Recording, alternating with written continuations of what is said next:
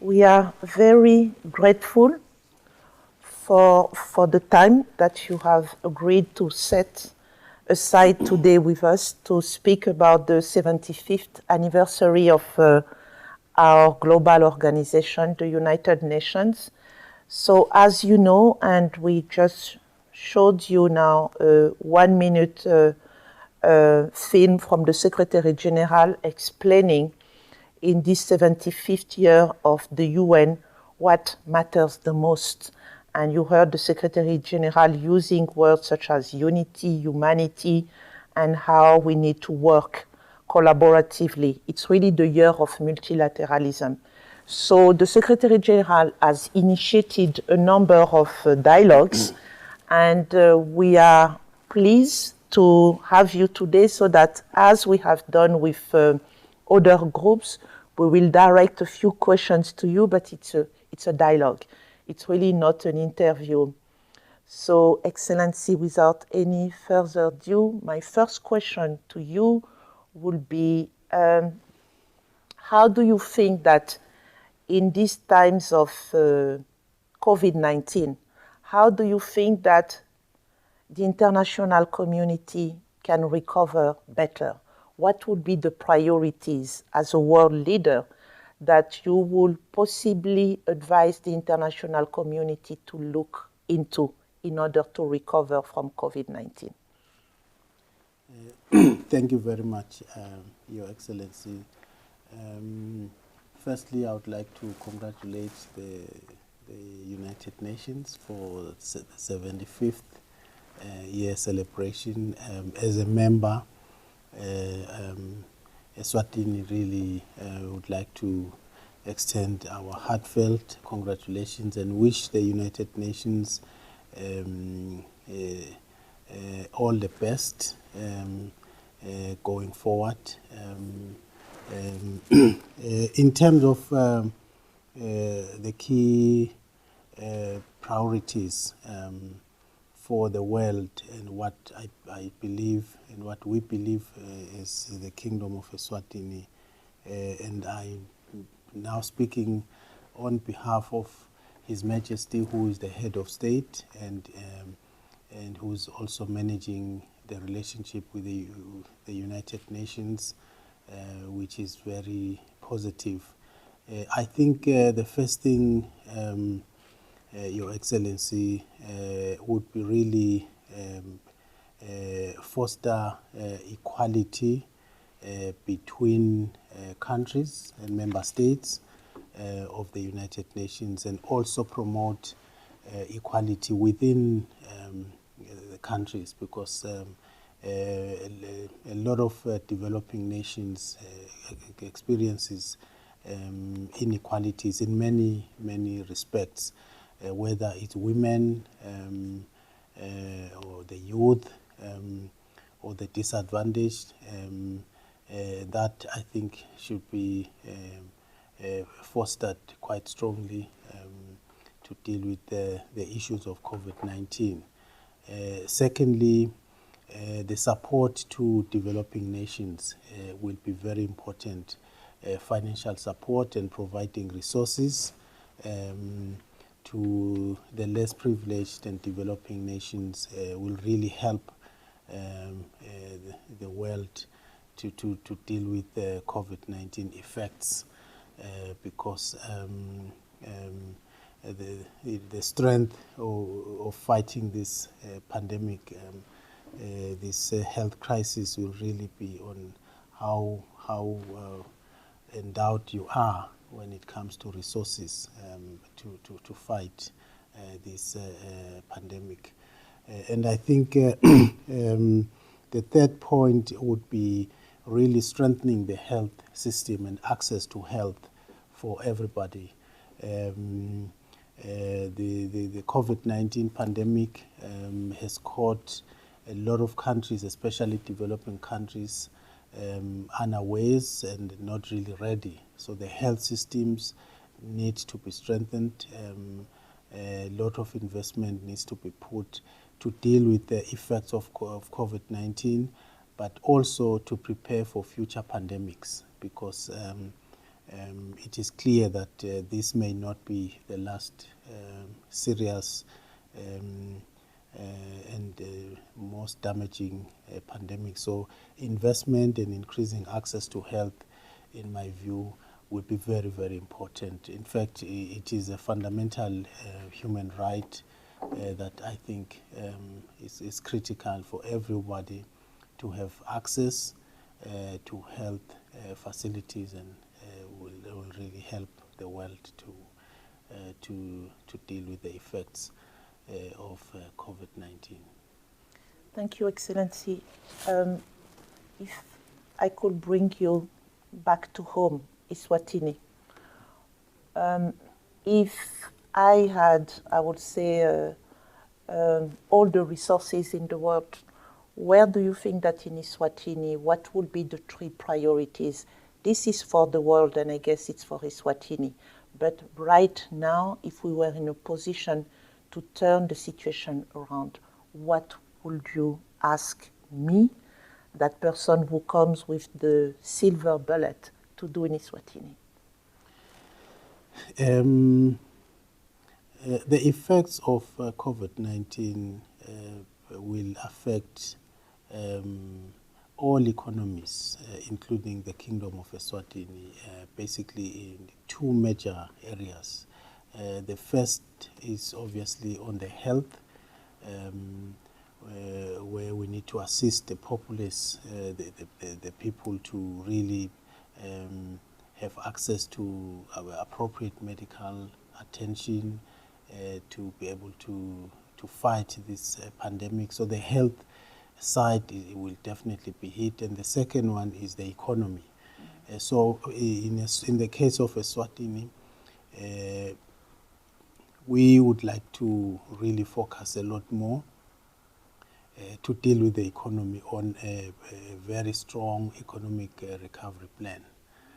So we would be happy to get assistance, guidance and advice in how to revive the economy quicker, to create jobs for people, and to strengthen the private sector much more, because we think if we do that, it will really help us come out of this situation much, much quicker and stronger.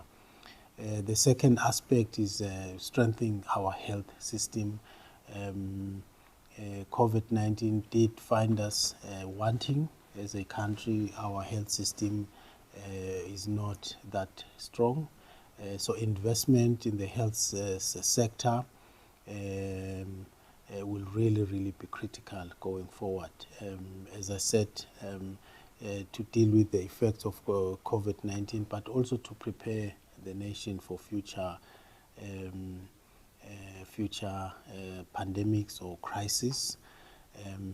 So those are the 2 key aspects that I think will be critical to manage, and where we'll need more support as a nation.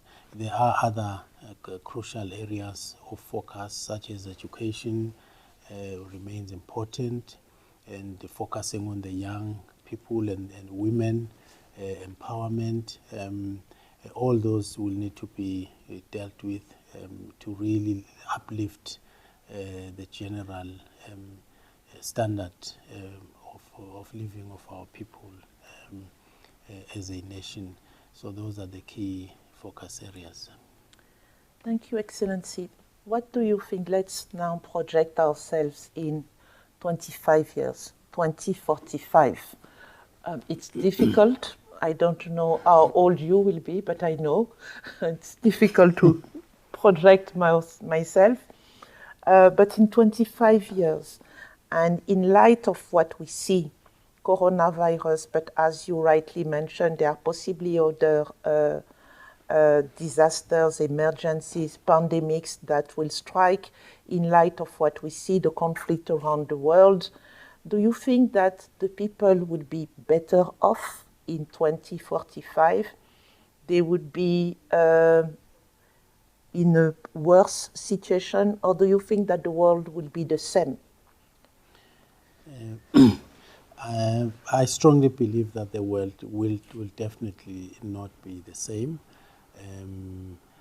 People will be better off in some aspects, and in other areas it may not really be, depending on how we collectively as a global community we decide to tackle.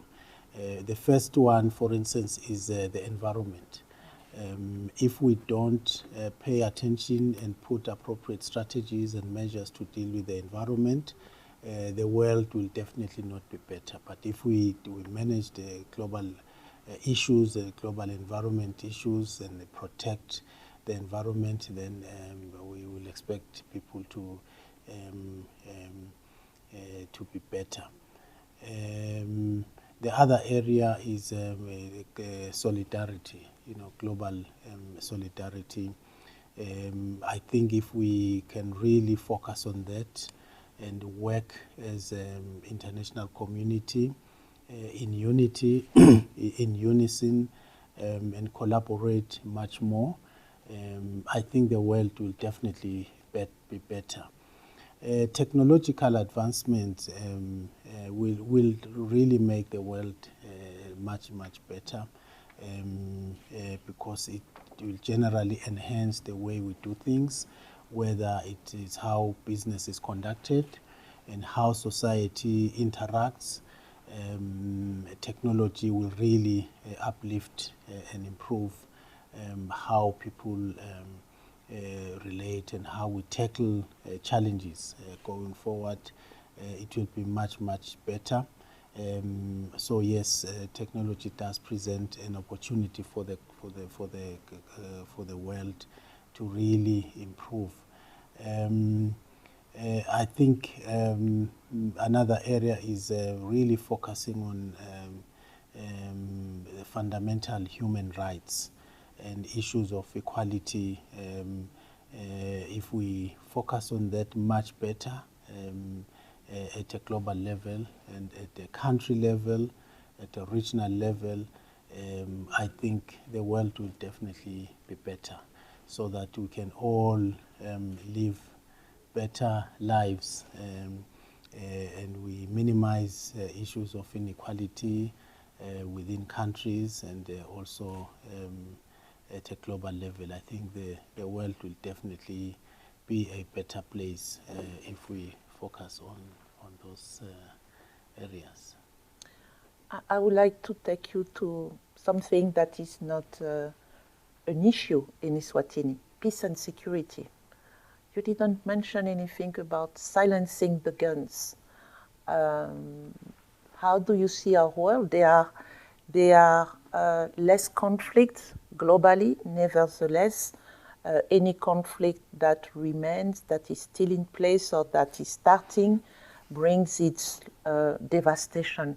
What do you think about the initiative on silencing the guns from the African Union? I believe that it is by it was actually by 2020.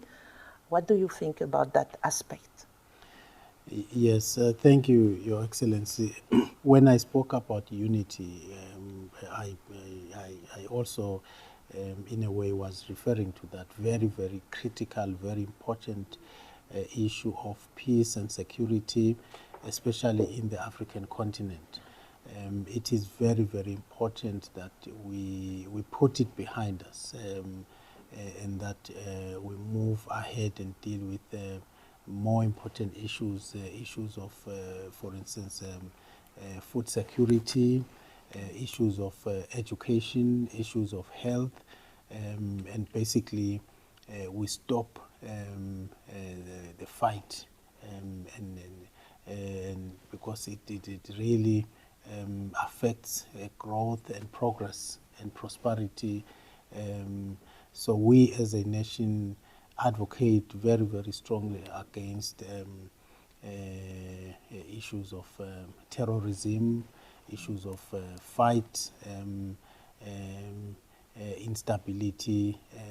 We strongly believe that in order for the African continent and the world to move forward, we do need to silence the guns and put it behind us, and focus on growing our economies, improving our societies, and investing a lot more on that instead of spending money on guns and conflicts. We strongly advocate against that as the Kingdom of Eswatini. Thank you, Excellency. My next question, and I think that you have answered it, is what do you want to see the most in 2045 when the UN will turn 100? What do you want to see the most? What would be your vision of either Eswatini or the world? As a citizen of the world that you are, as a world leader, what is it that you will consider as an achievement, as a success, if you were seeing 1, 2, 3 specific, possibly even SDGs having been accomplished, attained in the world? Yeah, thank you, Your Excellency. His Majesty the King, who is head of state in the Kingdom of Eswatini, advocates and preaches all the time about peace and stability and unity. And we really would like to see that in the Kingdom of Eswatini, in Africa, as well as the world, the rest of the world, that there is more peace, more solidarity, more equality in terms of human rights and access to education, access to health, and general prosperity and success of our economies, where we see more growth, more advancement, but this should be inclusive. It should be encompassing, and that it doesn't disadvantage certain sections of society, and that we continue to live in harmony with each other. Issues of racism, for instance, should be behind us when we talk about equality and fairness in how we relate to one another as global citizens. It's very, very important that we continue to respect each other and respect our cultures. Our differences should really unite us more. Our diversity, we should enjoy the diversity of the world and learn to live in harmony as global citizens, as countries, as regions, and basically as the global world. I think if we can achieve that, we will have a better world. Thank you, Excellency. What do you think are presently the obstacles, the challenges to that vision, to achieve the peace, the solidarity, equality, access to education, health, inclusivity, diversity, cultural diversity? What do you think at present are the challenges that we have to tackle? Yes, the first challenge is really inequality and lack of resources. The world is so skewed. We've got wealthier nations, we've got poor nations, and I think if we can try and bridge that gap and make sure, especially support to less developed countries, developing countries, if the appropriate action can be taken at a global level to come up with strategies of how those developing nations can be lifted, I think a lot of value can be unlocked. I also think that the whole idea of not including everybody in the development agenda is a challenge at a global level. Women, for instance, empowerment and advancement of women and youth is very, very critical. We we are not really doing well as a country, as a region, and as a continent in empowering and really unlocking the value that women and young people can provide to the world, to provide come up with solutions of how we can make this a better world. So I think it is definitely a challenge, and I also feel that there is not enough collaboration at a global level in terms of coming up with the common solutions, and if we need more solidarity at a global level and more collaboration and more integration so that we can all grow and prosper together and share ideas, share resources to make our world even better. Thank you, Excellency. I have two last questions. The first one is, how do you think that the UN, so our global organization, how do you think that the UN can help managing those challenges? What is our role? What could be our role? You mentioned three challenges: lack of resources and the gap between the healthy and the less healthy countries. You mentioned the lack of inclusivity, women, youth, which is actually against our leave no one behind. That means that there are still groups that are left behind. And you also mentioned insufficient cooperation between nations. So how do you think that the UN can help in addressing those challenges and possibly bringing some transformation globally? Yeah, thank you very much. I actually think the UN is already doing a good job, but obviously we would like to see the UN continue to drive the SDGs. The SDGs, in our view, really does address a lot of these challenges that we've articulated, Your Excellency. And we would like to encourage the UN to promote, the SDGs around the world, and encourage and support countries to execute and implement and improve on those on the SDGs. And I think if we do that, we will be able to address most of the challenges and the problems. When it comes to peace and security, we also would like to see the UN continue to play a greater role in bringing harmony, unity between countries and within countries, continue to promote that spirit of unity. We know that that's really been one of the key attributes of the UN in the last 75 years. But I think we need to do much more to assist, and also basic, fundamental human rights. The UN, I think, should continue to do that and really extend its influence throughout the world to promote that as well.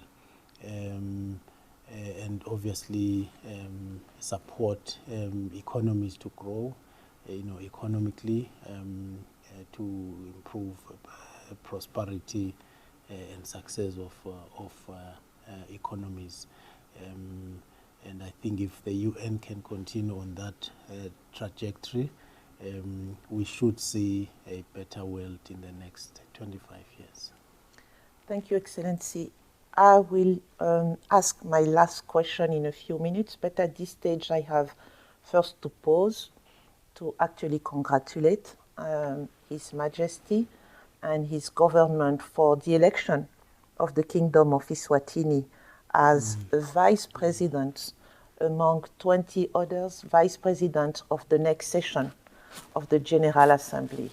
And I think that it's very timely, because we spoke about the challenges, we spoke about the vision And Eswatini will be in a position to actually shape the world with other members of the other vice president and the president of the General Assembly. So that election comes at a very specific moment, lots of challenges. So congratulations. And what would be possibly your strategy? What do you think would be the few key issues that you will ask your permanent representative to really press while sitting in that very privileged group of 21 vice presidents and the president of the General Assembly? Thank you very much, Your Excellency. It is really humbling that, under the leadership of His Majesty King Mswati III, that, the Kingdom of Eswatini be recognized into that role. And we basically take it with all humbleness and promise to do our best. As I said before, His Majesty promotes peace, unity, and harmony. That is what he believes in strongly, what he promotes within the Kingdom of Eswatini, what he promotes within the continent of Africa, the spirit of solidarity, and also the spirit of multilateralism will be at top of the agenda as the Kingdom plays this role. So those are the elements that we will be pushing as we play the role going forward. And we really are humbled at this recognition and an opportunity to play a part and make a difference in the world. Thank you, Excellency. In terms of opportunities, you know that we are developing our cooperation framework. We are in this last decade of action, and the next cooperation framework would be for the cycle 2021-2025. And under that framework, we have the opportunity. As you already know, Excellency, we have worked very closely on that to actually try to make a difference. We have only 10 years to attain Agenda 2030, and we will have to have a transformative it's not a transformative agenda, it's a cooperation framework that brings transformative change in Eswatini. So I heard all what you have said and I was taking notes, and it will definitely be addressed under that agreement. Thank you. Thank you. Thank you. Thank you. My very last question now. And it's a question, and I am now addressing you, obviously, as the Prime Minister of the Kingdom of Eswatini, but I am addressing you as a citizen, a child, a son of Eswatini, and also as a father. So my question to you is, what kind of world, what kind of Eswatini would you like to leave to your children, to the next generation? So I have heard all the challenges, I have heard your vision for the world, and now I would like to hear your vision for the next generation and for your children in particular. Where will you feel that you have achieved what you were meant to do in this world when you will actually hand over Eswatini and hand over whatever you would have built to your children? Thank you very much, Excellency. A very difficult question, I must say. My desire and my wish is to see the Kingdom of Eswatini prosper and be successful, where we reach a point that a lot of the fundamental human rights are in place, where we live in harmony within ourselves, within the region and the continent and the rest of the world. So that was what I would really like, where the standard of living is at a high level, where access to education is available to every Liswati. Access to health is available to every Liswati. And basically a country that is prosperous, and that we continue to value our traditions, our culture, the God-given culture, that we continue to take pride in that. As you know, the Kingdom of Eswatini is well known for a rich culture, and at the apex of all of this is their majesties, you know, His Majesty the King and the Queen Mother. I would like to see that continue to be a key aspect of the Kingdom of Eswatini, and that the young people and the populace continue to see that as important, and that Eswatini continues to make a difference in the world at a global stage, make an impact at a global stage as well, and if we can leave our country you know, at that level, we would really be happy. Thank you, Excellency. Thank you very much for your time. Thank you for your very candid and comments, remarks, answers. I'm not sure if I probe enough. I have to ask my colleagues if I should have pushed a little bit more to drop the PM and to have Mr. Dlamini, but I think that I'm satisfied. Thank you. You did well. I did well. Thank you. Thank you so much. Yes, thank you. Thank you. Okay.